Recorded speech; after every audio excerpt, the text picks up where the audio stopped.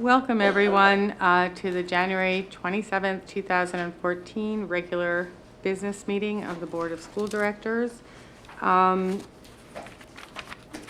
Before we get started with the meeting, I'd like to ask if there's anybody who would like to speak on an agenda item only. Okay, doesn't look like there's anyone who'd like to speak. I'd now like to move into approval of the minutes for the following meetings. December 16th, 2013, regular business meeting minutes. January 13th, 2014, Education Committee board minutes, as well as accepting the minutes of the following committee meetings. January 7th, Curriculum Committee, January 7th, Legislative Committee, January 10th, Policy Committee, January 15th, Communications Committee, and January 23rd, Facilities and Purchasing Committee. Do I have a motion to approve? I so move. I have one correction, please. Sure. On the December 16th meeting, it has me as voting nay on a motion I introduced. I'm pretty sure I voted aye. It's the tax appeal. Right, but I think there was two motions there. So one, you moved it. Oh, okay. And then afterwards you said, so, okay. Okay, that's okay. So do we have a motion to approve? I need a second. Thank you, Lori. All in favor? Aye. Opposed? The motion's passed. And I'll now turn to Dr. McGinley for the superintendent's update. Thank you. Just a couple of items prior to Mr. Orlando's presentation on the preliminary budget. First, we have experienced 3 snow days and 1 early dismissal. As a result, our last day of school is at this point moved from Friday to Monday and June 16th. But the calendar doesn't get changed officially until we hope we're past the worst of the weather. So at the end of March, that meeting, or at the April meeting, will make the official calendar change. If we use additional snow days, which we're hopeful we don't, then we will move the last day of school forward, so going from Monday to Tuesday to Wednesday, and we'll see how that goes. But again, we're all hoping that even though there's 2 more months of winter left, or almost, that we can get by without using additional snow days. And I also want to thank members of the staff, and particularly the people from transportation and operations, who made sure that our students got home very safely on the early dismissal that we had last week. It was difficult for everyone to travel, and our team did an excellent job knowing where everyone was, and while there were some long delays for students to get home, they were well taken care of along the way. So please pass on my thanks to everyone on your team, Mr. Gannan. Secondly, while Dr. we're... McGinley, I just had a question about the calendar. A parent has already asked me what that does to the AM and PM kindergartens. Do they both go one more day? Yes, because Friday was a half day, so only the morning would have gone. So Friday's a full day, so the PM students will go, and then the half day moves to Monday. On Monday, yeah, that will be a half day for students. So, and I should note that no matter what happens with the calendar, it doesn't change the graduations. We commit to those dates, and we hold graduations on those dates based on the rental that we have for the graduation site, and based on the fact that we know families plan to gather for high school graduations, and sometimes people make plans far in advance. So no matter what happens with the calendar, that won't change. January is also School Director Recognition Month in Pennsylvania, and it is a time to spotlight the contributions of the valuable citizens that we have here who volunteer all of their time to serve as members of the Board of School Directors. And here in Lower Merion, our school directors are passionate about making our schools the very best. They have a strong commitment to the quality of public education, and the quality here is unsurpassed. Everyone at this table, with the exception of the paid employees, devotes countless hours each month to school business. They take time to understand the issues, opportunities, and challenges that we face as a school district, and they become true experts in their role of governance for the school district. This year's theme for the School Directors Recognition Month is celebrating our everyday heroes. And as champions of the most important, most essential investment in our nation's future, public education, our school directors truly are heroes. They provide the necessary leadership to ensure that our students receive an exceptional education, one that serves as a model for the rest of the state and the rest of the country. And so on behalf of the entire Lower Merion School District community, I would like to thank each of you who serve as our school director tonight. And at your place, there is a lovely certificate that you can have framed at your own expense and hang on a wall in your home. And we are very grateful for all that you do, putting our students first. We're also grateful for the professional expertise that you give freely to the school community, and we're grateful for all the time that you take away from your work, away from your families, to be present here and to help us preserve and enhance the excellence of the school district. And it is an honor to serve this community, and I thank you for your service. So let's give the Board of School Directors a big round of applause.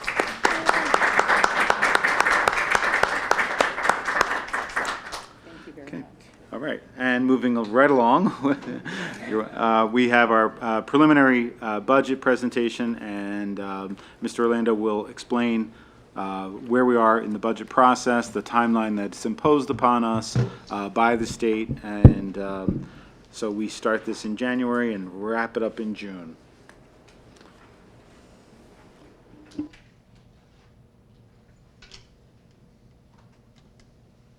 There it goes. Okay. All right. I'm going to review the 14-15 preliminary budget. So I know the board members have a copy of it, so I'm going to get right into the information. So as Dr. McGinley stated, under Act 1, there's a scheduled budget cycle that we have to follow. So I'm going to go through that schedule. We'll talk a little about the exceptions, which allow a school district, if approved, to increase their millage rate above the index, and we'll go over what the index is, and then a referendum. Okay, so today we have on display the 14-15 budget. So 20 days prior to adoption, it is on display for the public, and then 10 days prior to that adoption, we will advertise our intent to adopt the budget. Act 1 guidelines for the 14-15 budget. The deadline to approve a preliminary budget is February 19th. We do have a board meeting scheduled on the 18th of February, and at that meeting, we will ask the board for approval on the preliminary budget. In addition to that, at that meeting, also, we will ask the board to approve the submission of exceptions to the Department of Education, and there's a 1-week deadline prior to submission to advertise for those. The deadline to file or submit those exceptions is March 6th. So by that date, we will submit those. For some reason, if your increase is above the index and you're not eligible for exceptions, you can file with the county officials to go to referendum. That is March 21st. March 26th is the next key date. Is the deadline for Department of Education to rule on the exceptions that have been submitted to them. So either they will grant or deny those exceptions. For some reason, if your exceptions are denied and you still need to submit a referendum question, you can by March 31st. May 19th is the deadline to print and allow inspection of the final annual budget. 25th is, again, the deadline for advertisement for the intent to adopt a final budget. And then we'll go over our calendar, but we're scheduled for June 9th. There's our last meeting in June to approve the final budget for the 14-15 fiscal year. Okay.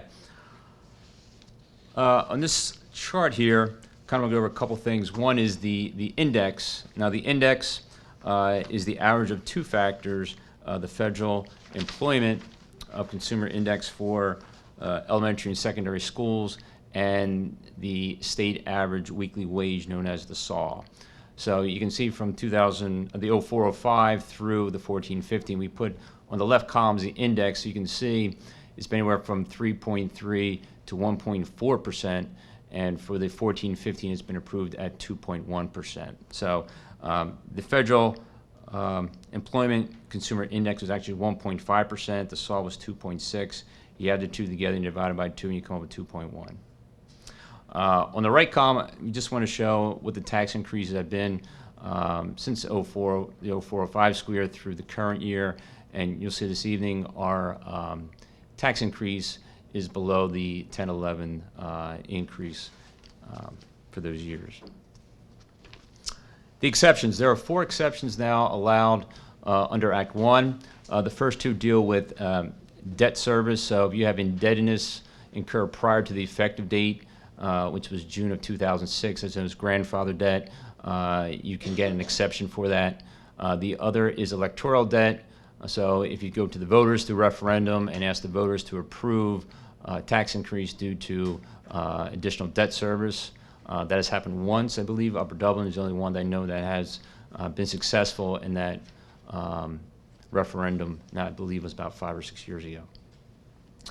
The next 2 is special education and retirement. And we have those 2 check marked because they're the 2 that we believe, looking at the guidelines for exceptions, that we will be eligible for. So the special education, you take the last 2 fiscal year of actual numbers, basically subtract the difference, minus out the increase in the index, and you come up with a number. So in that case, we believe right now it's about 1.6 million.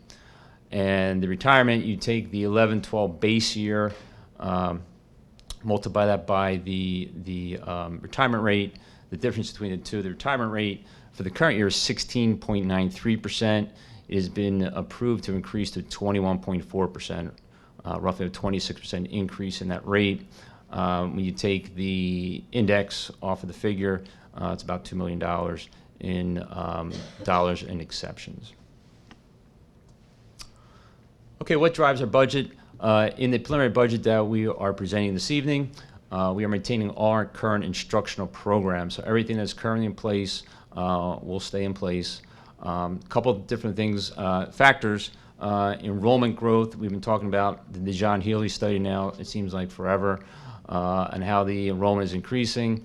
Again, we do have additional positions, 16 positions due to the enrollment growth. There are 11 professional and 5 support positions in this budget. The second factor is salaries. We're in the final year of our collective bargaining agreement, so there are certain salary increases and step movements in that particular agreement. Retirement contribution, PESers, 26% increase.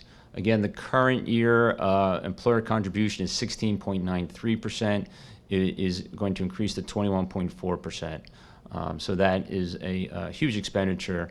And I'm sure if you've been reading the newspapers recently, the governor will be presenting his budget next week, and that has been a hot topic. Pension reform, please note, it was also tried in this year's budget, and it didn't go anywhere. So I'm not predicting anything, but it's going to be a tough one. Special education program mandates. Again, those mandates are still in place. We have seen an increase in our special education costs go up to the more services we need to provide. Stagnant revenue. Again, the economy seems to be doing better. We've seen a little bit of a, I guess, uptick in some of the real estate, but nothing really dramatic. In this budget, we have no or minimal increases in state or federal funding. We'll see what the governor comes out with next week, but at this point in time, we do not show increase except for the state share in the retirement contribution. A couple other highlights. Uncertainty always is in a budget when you prepare it. Hopefully the current and the future revenues will stay the same or at least increase. The second bullet, interest income. I don't need to tell anybody, interest rates are extremely low. I've never seen it this low. Hopefully at some point in time they will increase, but we're seeing 10 to 25 basis points on investments. So if you look years ago, 4 or 5, 6 years ago, we were at $1 million of revenues. Now we're roughly about $250,000. So it's been a huge hit to our funding source. And then the state budget, again, we'll see on Tuesday what the governor will propose in his budget and see how that impacts the school district. Okay, where does the money come from? So you can see in this chart, the vast majority of the funding, 85% almost, comes from the local taxpayers. So the community is basically funding the education program here in Lower Merion. The state contributes a little over 11% in funding.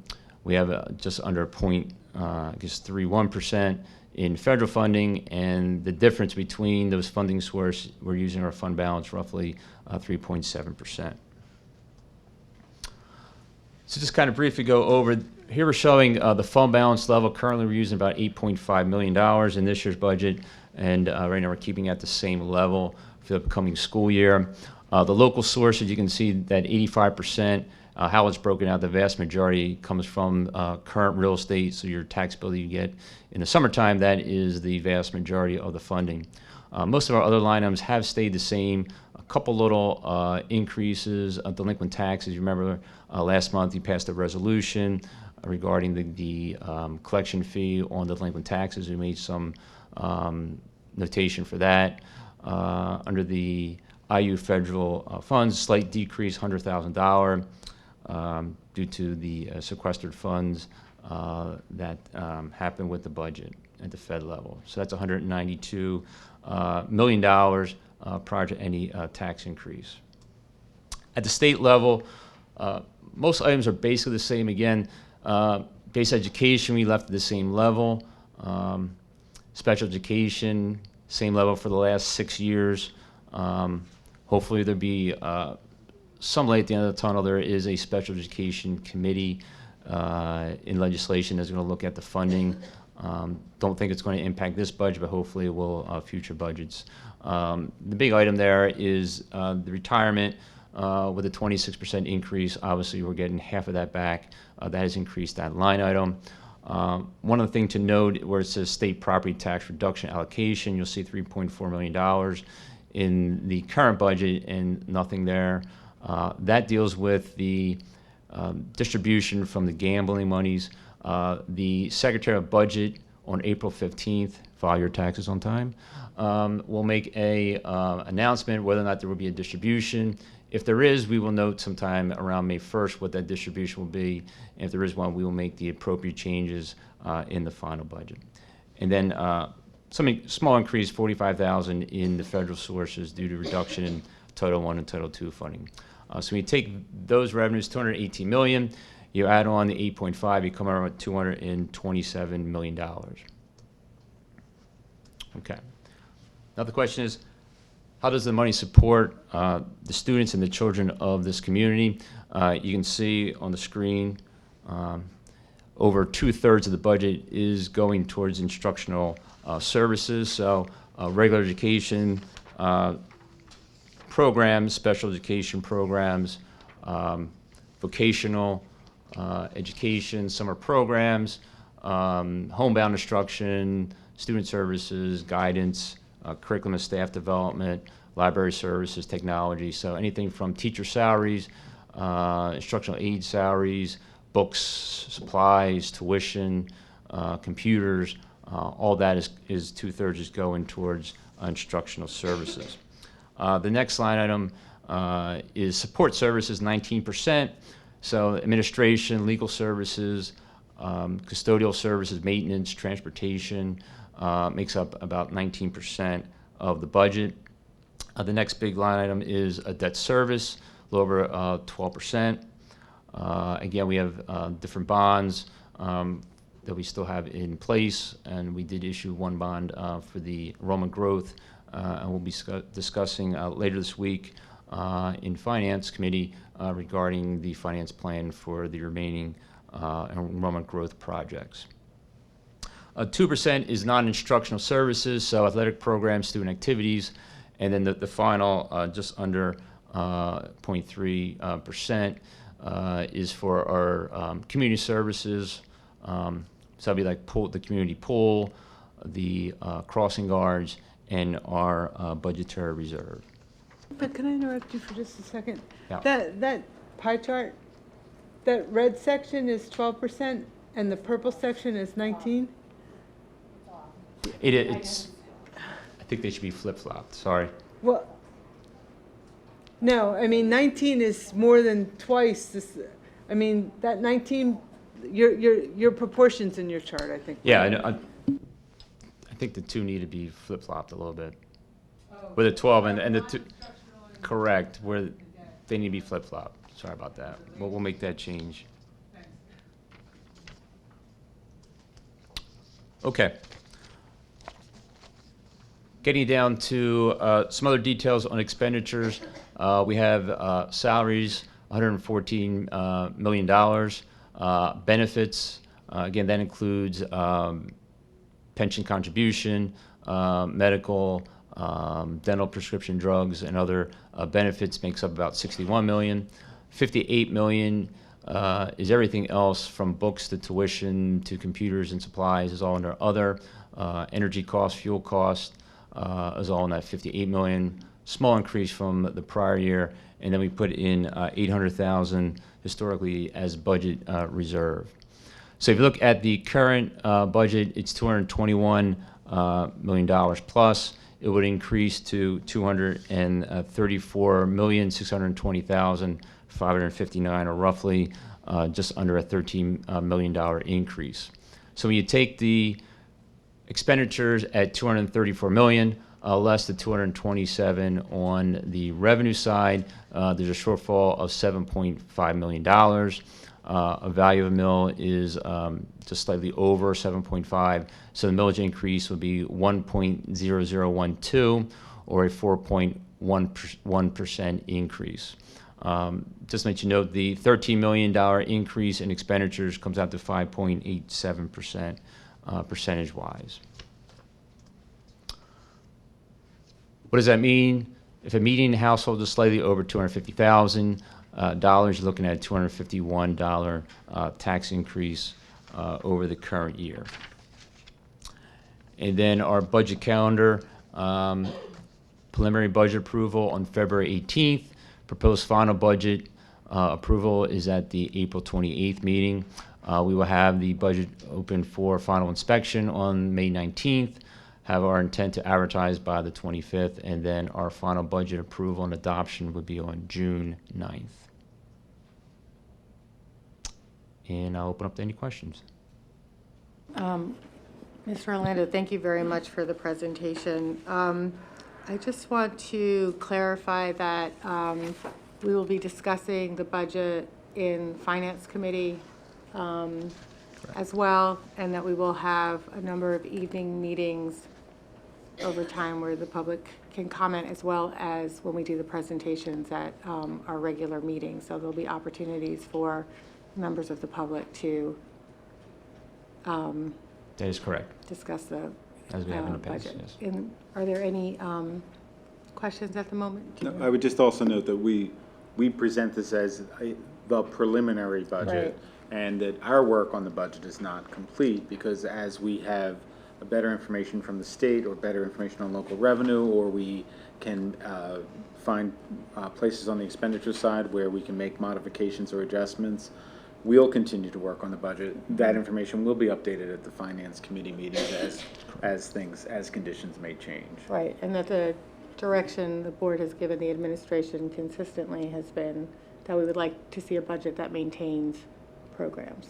And we've been very fortunate in being able to do that when other districts have not. And maintenance of programs includes maintaining class size targets, and so a full 1% of this tax increase, proposed tax increase, goes to adding additional professional and support staff to accommodate a projected additional number of students that would enroll for next year.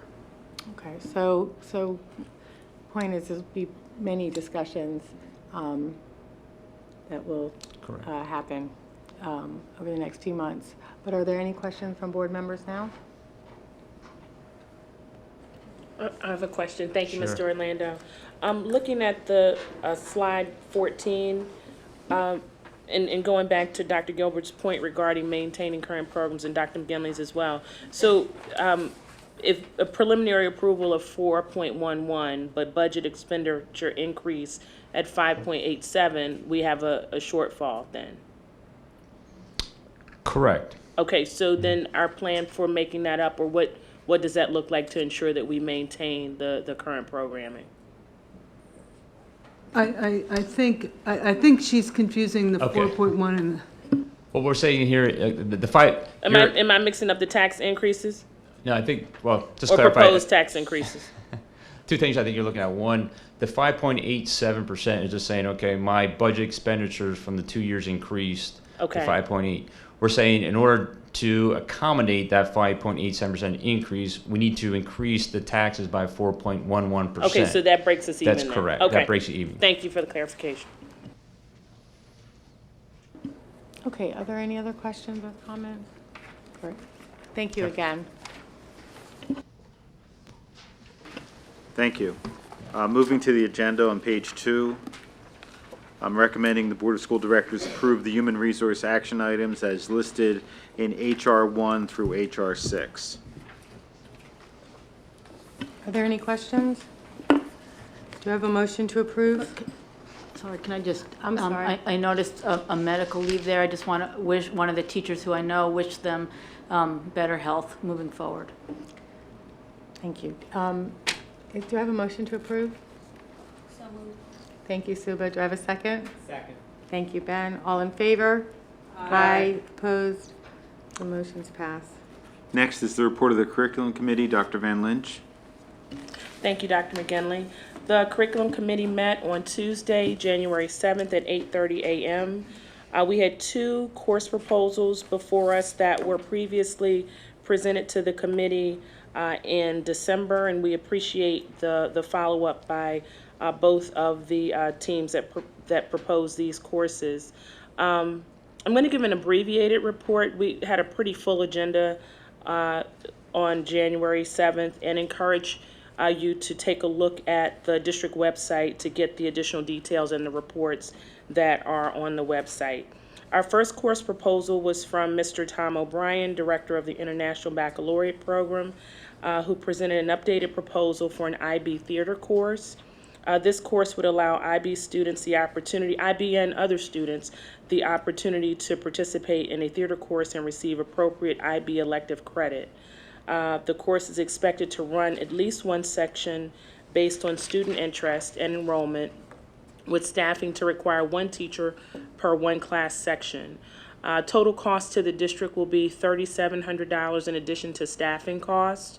The committee was pleased with this exciting addition to the IB curriculum and the opportunity it will provide both IB as well as other Harridan students, and agreed to move this proposal forward for full board consideration.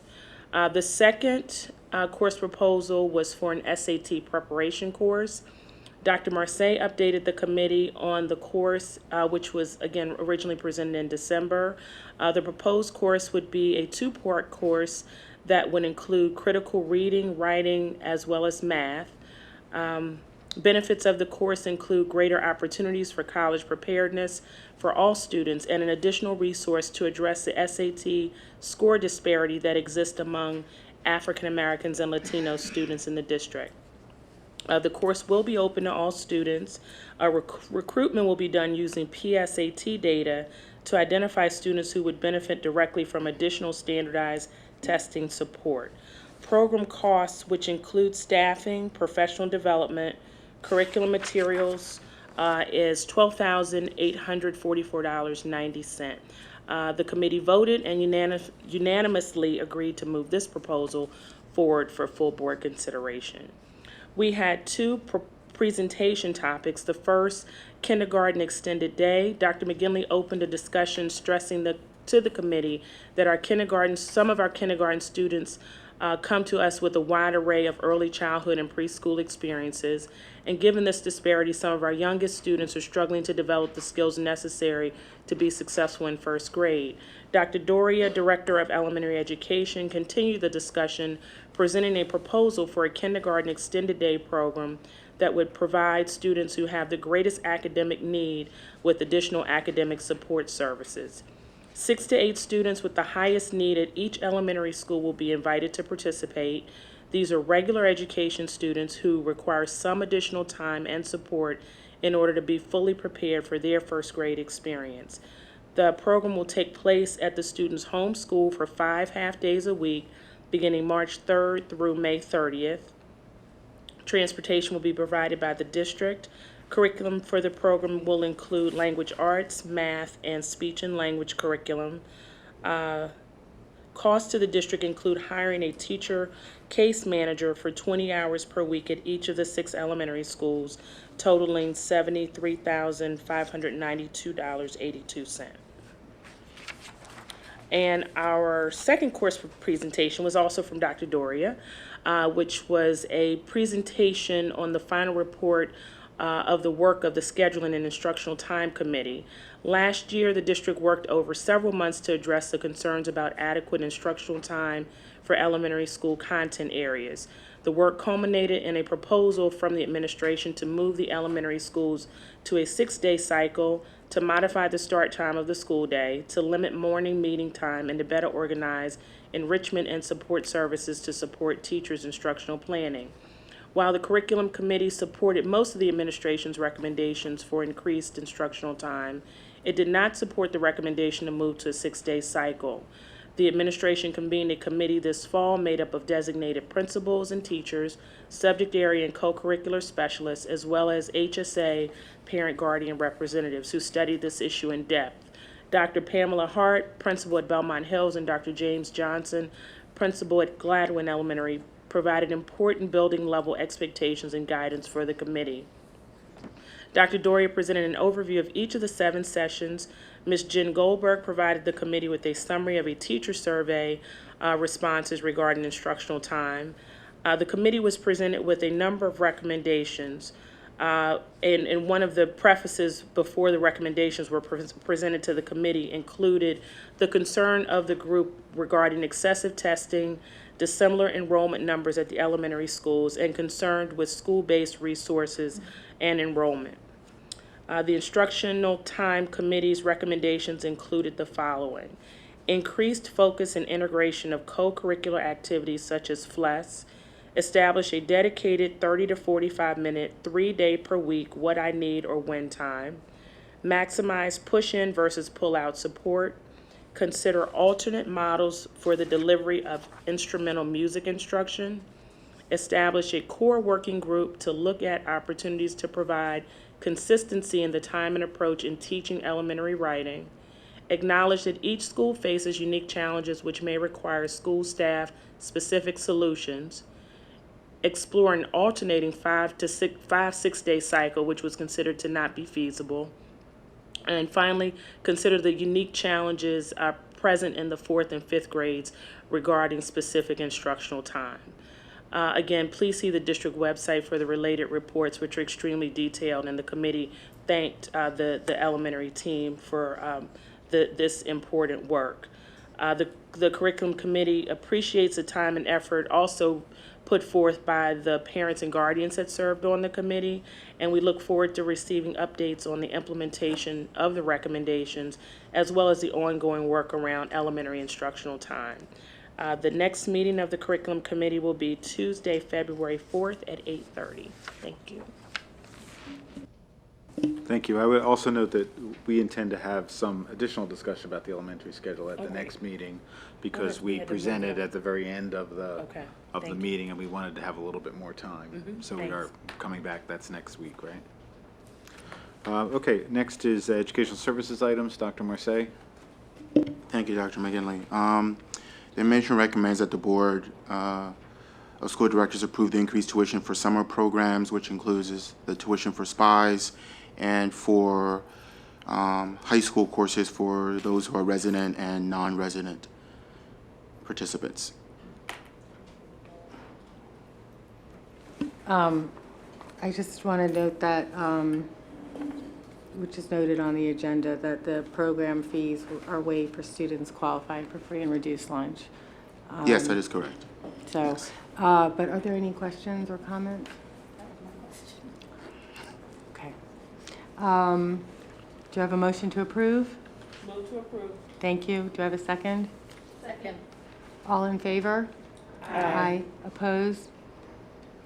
The motion passes. Can I just remind everybody to use their, and I was supposed to do this before, to use their mics when they're motioning and seconding and all that stuff so that Denise can hear. Sorry. Thank you.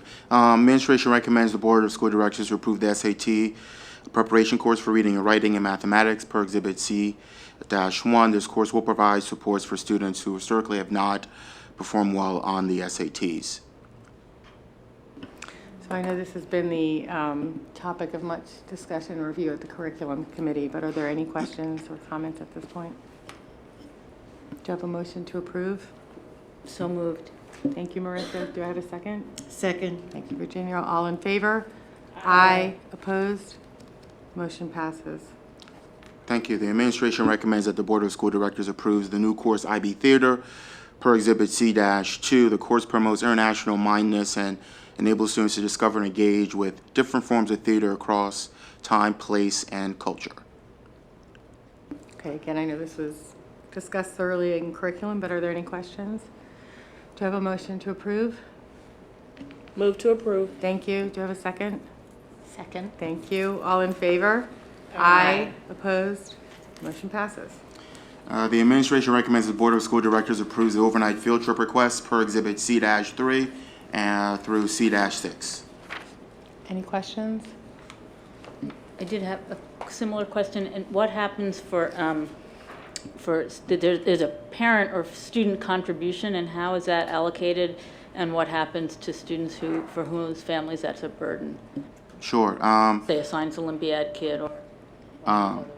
Yes. The district has been, since we're talking about strategic, has been very strategic in making sure that parents, families, and students who are unable to incur those particular costs, we do provide supports for those. I just have one quick comment. Thank you, Dr. Marseille, that I noticed that Alkin and Welsh Valley are going the same trip on the same dates, and their budgets are the same. And we've finally gotten that, it looks like we've finally gotten this stuff into alignment, and I'm very grateful for that because we've been talking about it for quite a while. Thank you. Are there any other questions? Do I have a motion to approve? So moved. Thank you. Do I have a second? Second. Thank you, both of you. All in favor? Aye. Opposed? Motion passes. And just a note about trips and activities like the ones that we that you just approved. The financial assistance is often not limited to students who are on free and reduced price lunch for these kinds of activities, because sometimes families just have a particular burden at the time and can't afford to do something. And the home and school associations have been very generous in stepping forward to say, well, we'll help out. And so it isn't always somebody who has pre-qualified as in need of assistance who's receiving assistance. Under Student Services, I'm recommending the Board of School Directors approve student service items as listed, and these are agreements for students receiving non-district educational services per Exhibits SS1 through SS4.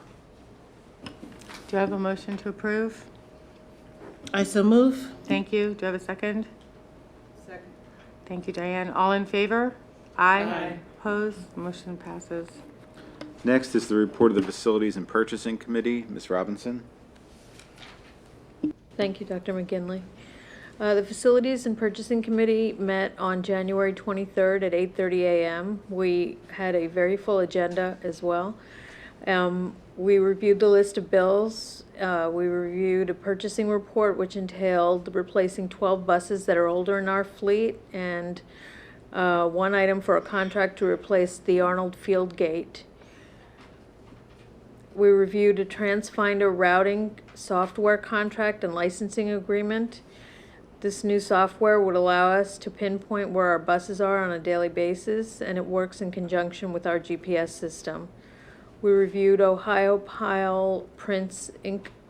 royalty agreement for Harrington High School's apparel, and reviewed without exception. Reviewed amendments to Heinz rowing agreement. This involved a small increase of $580 over the rest of the contract year. Reviewed Lower Merion's donation or receipt of a donation wall. for lacrosse purposes. We gladly accept this generous donation to our school, and the lacrosse wall will be located at Arnold Field. We reviewed the assignment of Reynolds Construction Company contract based on their ownership change. We reviewed amendments to Shepherd Restoration Engineering Agreement. This contract involves Kinwood Elementary's deteriorating retaining wall.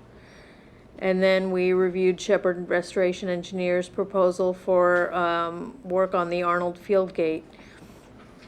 We reviewed proposals for professional services from Practical Energy Solutions. This is a behavior modification contract designed to save the district money in terms of energy usage.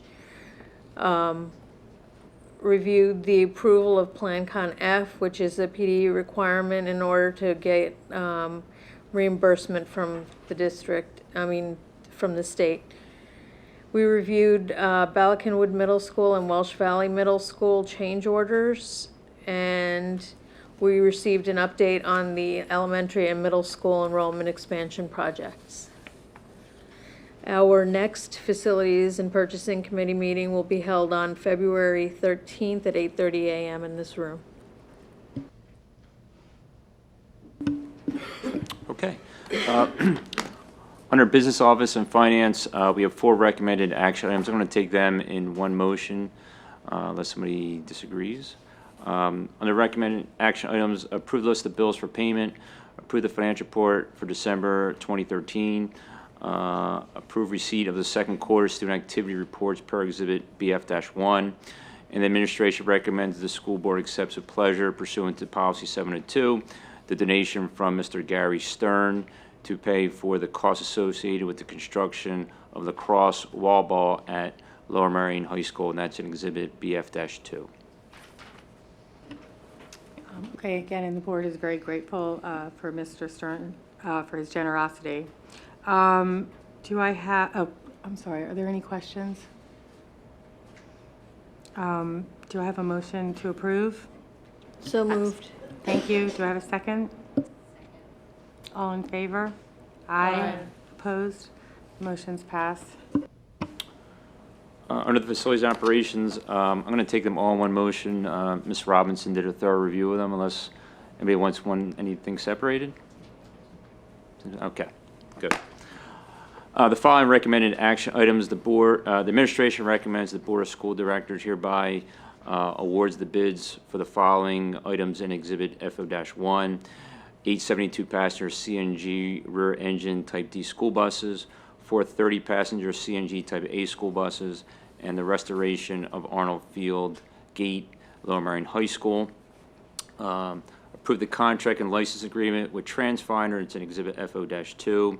Approve the royalty agreement with Ohio Pile Prince Inc. per Exhibit FO-3. Approve the amendment to the agreement to Heinz Rowing, that's in Exhibit FO-4. Approve the amendment to Shepherd Restoration Engineers for the agreement for professional services. It's an increase to the existing contract that was approved back in December of 2010 for a lump sum increase of $5,500. That's in Exhibit FO-5. Approve the proposal for design services for the restoration of the Arnold Field Gate at Lower Merion High School, an amount not to exceed $11,950. That's in Exhibit FO-6. Approve the proposal for professional services to provide resource conservation awareness program from Practical Energy Solutions. That's in Exhibit FO-7. Approve the assignment of the contract with Reynolds Construction Management, Inc. to Reynolds Construction, LLC. That's in Exhibit FO-8. Approve the submission of Plan Con Part F, alterations, additions and alterations for the Welsh Valley Middle School project. That's in Exhibit FO-9. And approve the following change orders, FO-10 through 12. That is for the modular classroom installation at Welsh Valley Middle School. That is for general construction contractor Williams Scotsman, Inc. And the final one is change order FO-13. That's a classroom restorations at Balakinwood Middle School, and that is for general contractor Jordan A. Baver, Inc. Thank you. That was a mouthful. I know this was all discussed very thoroughly at the Facilities and Purchasing meeting, but does anybody have any questions on any of these that they'd like to ask at this time? Do I have a motion to approve? So moved. Thank you. Do I have a second? Second. Great. All in favor? Aye. Opposed? The motions pass.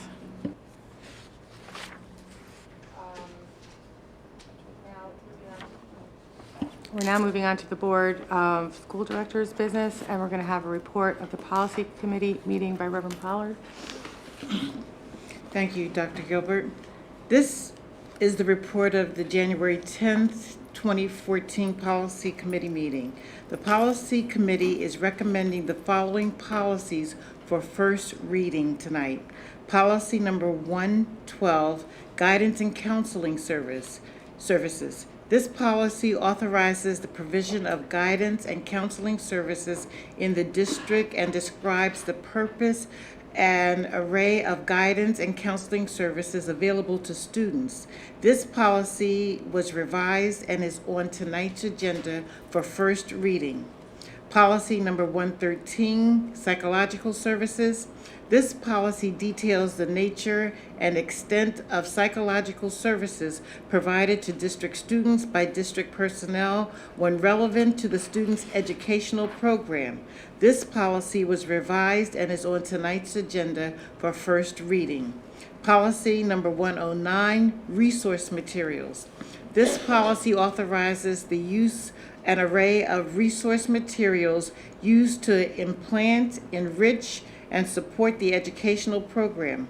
The Policy Committee is recommending additional changes to this policy since first reading, so it will proceed to another first reading tonight. Policy number 246, 346, 446, and 546, Prohibited Harassment. These policies currently prohibit sexual harassment of and by students, staff, and other members of the school community. They are being updated to include handicap, disability, race, color, age, creed, religion, sex, sexual orientation, gender identity, gender expression, ethnicity, or national origin as classifications covered by the prohibitions in this policy. These policies were revised and are on tonight's agenda for first reading. The Policy Committee is recommending the following policy for second reading tonight. Policy number 007, Board Meetings. This policy has been updated to adjust the order of business to add presentations and honors to the board meeting agenda.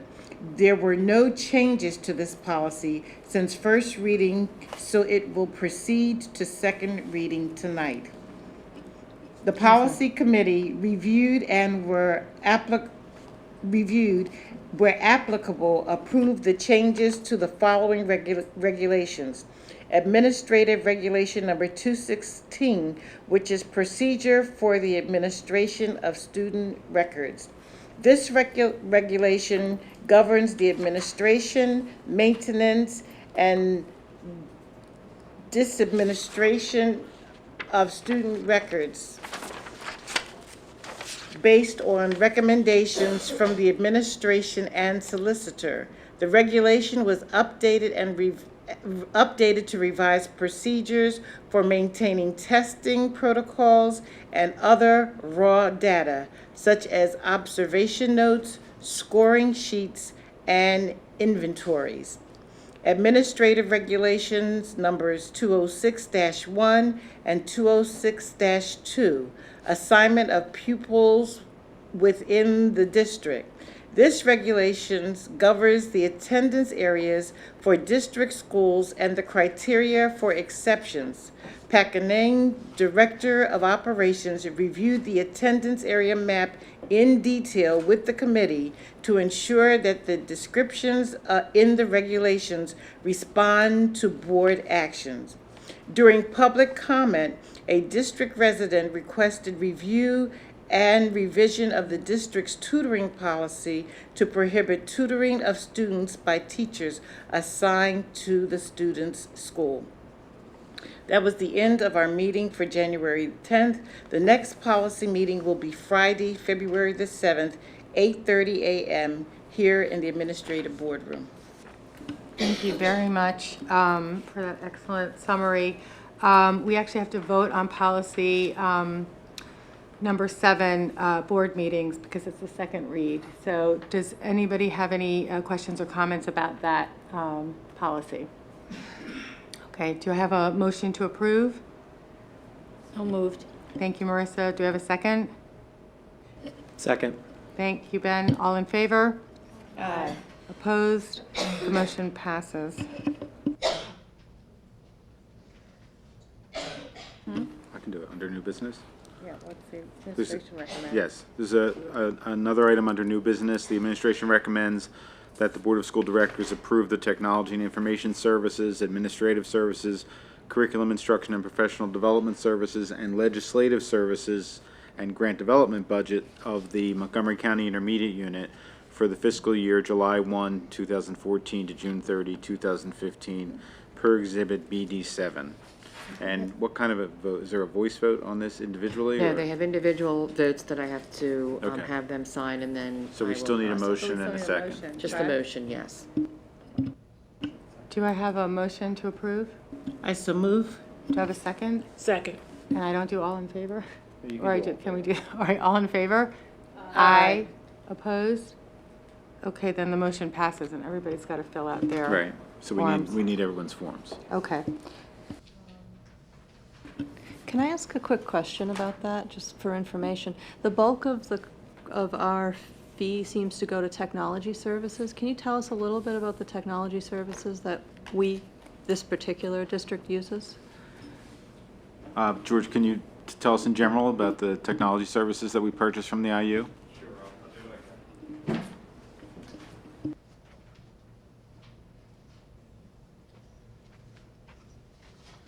Good evening.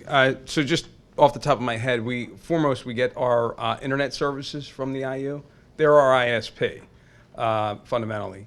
In addition to that, we use them for a lot of our insurance repairs. We send a lot of our laptops to the IU for repairs when it's not covered by warranty. And we use them for other break-fix types of categories. We use them for training occasionally, but I would say probably the top 3 things that come to mind immediately is our internet service provider, break fix of Macintoshes, and then break fix of other equipment, certainly. Okay, we now have a report of the Communications Committee meeting by Ms. Ackman. Thank you. The Communications Committee met the morning of January 15th. First, we talked about some recent news and highlights. Mr. Young mentioned the Kinwood 100th Anniversary Special Assembly, which was an exciting event, well received, got some great press, and was the launch of a year-long celebration of the 100th anniversary of Kinwood. He also mentioned that right now is the time when the district applies for recognitions and honors, some of which come with cash award or some kind of financial reward, and that his office was quite busy with that at the moment. We then talked about just all the need for recent weather-related announcements, and that generally it was going well. That there were a few actually internal glitches, that some of the staff of the district didn't get word about closings for different reasons, and that they were addressing that issue. But overall, it seemed like everything went very smoothly, despite the frequency of need of special announcements around weather closings. Then the committee discussed the fact that soon Doug's office will be launching an alumni portal, which is really exciting, new way to engage alumni through the website, and some additional services that they'll be implementing to support that. Then we moved on to different upcoming events. There was some discussion among the board members there that we want to make sure that we fan out and try to attend especially important events and represent the board and support the administration. Some exciting things coming up that we discussed is the planning underway for the Chief Anderson stamp unveiling at Bryn Mawr College soon. There's a very unique historical connection to Lower Merion High School, and this will be, I think, pretty exciting. Students are getting involved and will be a very notable event this year. We also discussed something that's being planned for the first time, I think, the Girls Leadership Conference, which is mainly aimed at high school girls here. The Communications Committee will have a chance to look at a draft agenda, and there was some great discussion, I think some really valuable suggestions made at the meeting, and that sounds like a really notable and neat event that the district will be doing for girls. Finally, we just And had it is some... April 26th is the date for that, Okay. for any high school girls who are surfing their TVs catching this report.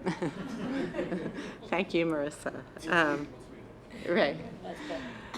Finally, we had some open discussion. We talked about the recently passed resolution that the board did around House Bill 1085 and any further communications that will happen. There were some articles, and that was a kind of a notable stance that the board took, and it was covered in the media. And we had some additional discussion of just making sure that all the media hits that the district gets are circulated among the board, just so we're aware of all the times we're out there in the press. I'll just note that most of the stories, or at least all of them recently, have been very positive. There's a lot of positive activity underway in the district. And the next meeting of the Communications Committee will be the evening of February 12th at 7 p.m. Thank you. Thank you very much. We're now going to have a report of the Legislative Committee meeting from Dr. O'Leary. Thank you. The legislative committee met on January 7th at 8 p.m. and we set our priorities for the remainder of the school year. And the priorities that we set were the Charter School Reform Bill, Senate Bill 1085, and Laurie mentioned that the board passed a resolution opposing that bill.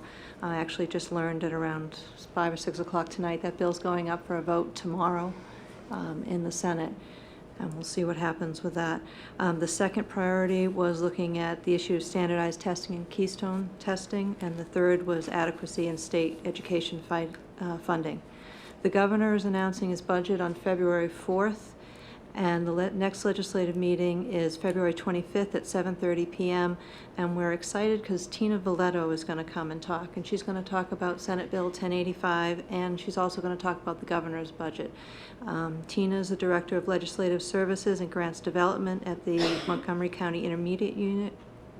And she just was awarded the Timothy W. Alwine Advocacy Award. I don't know how to pronounce it.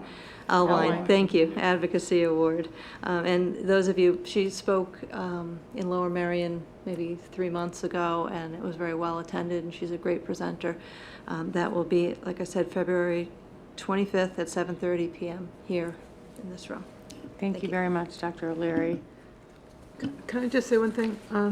I don't know, are you going to read these future board meetings or just? Yeah. Can you add the Finance Committee? It's, Oh, yeah, absolutely. on Wednesday at 8 a.m. Why don't we 129. just, what's that date? Yes, there's a Finance Committee this Wednesday, the 29th at 8 a.m., I assume in this room. Thank you, Diane, for pointing that out. Before I go on to that, though, this is the opportunity for audience recognition. So if there's anybody who'd like to speak, you know the drill, but you sign in, state your name and where you live, and you have 3 minutes.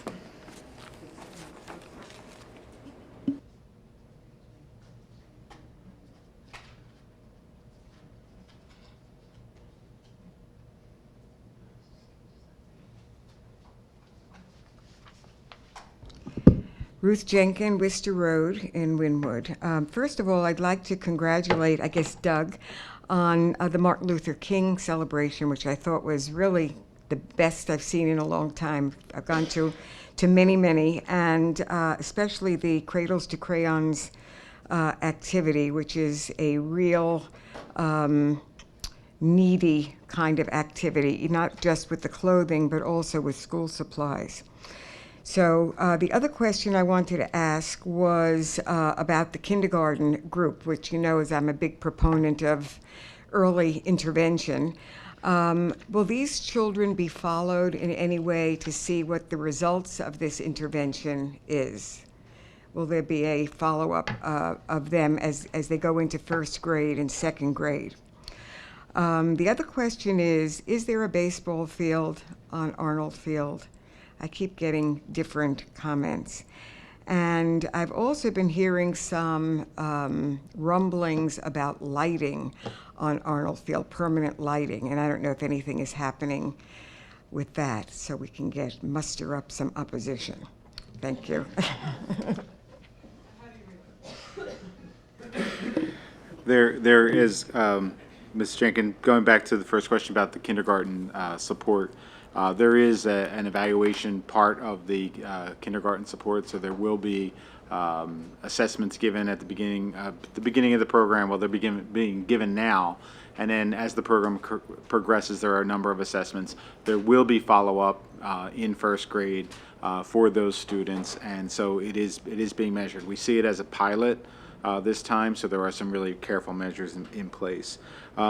As with regard to a baseball field on Arnold Field, there is a secret baseball field on Arnold Field, but you have to go down through a tunnel to get to it, and most people can't find it.